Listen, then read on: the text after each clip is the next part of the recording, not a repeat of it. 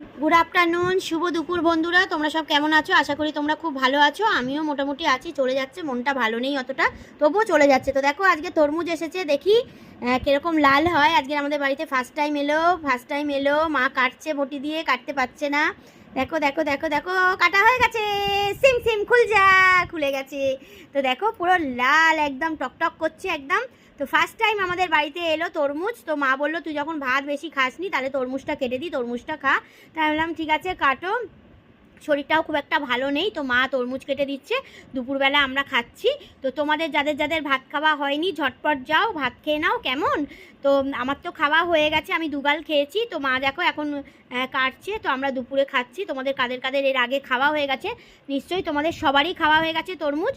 তো দেখো আমার মেয়ে বসেছে, আর প্রচণ্ড গরম পড়েছে বন্ধুরা। এইসব তরমুজ জাতীয় জিনিস, জল জাতীয় জিনিস যেগুলো উঠেছে আর কি গরমে খাবার, সেগুলো অবশ্যই খাবে, জল খাবে।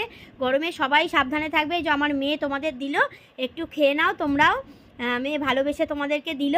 আর দেখো মেয়েও দেখো খুব গরমে থাকতে পারছে না, সেই জন্য দেখো তরমুজ কাটা হয়েছে, খাওয়া হবে এখন। আমাদের সবাই খাচ্ছি।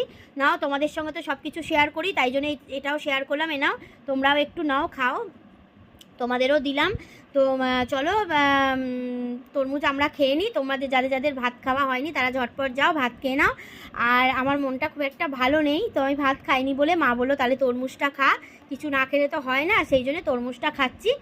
আর চলো, শরীরটাও খুব একটা ভালো নেই, জানি না কেন। তো যাই হোক, চলো তোমাদের সঙ্গে শেয়ার করি, বা তোমাদের কাছে আসি বলে চলে এলাম। তোমরা সকলে ভালো থেকো।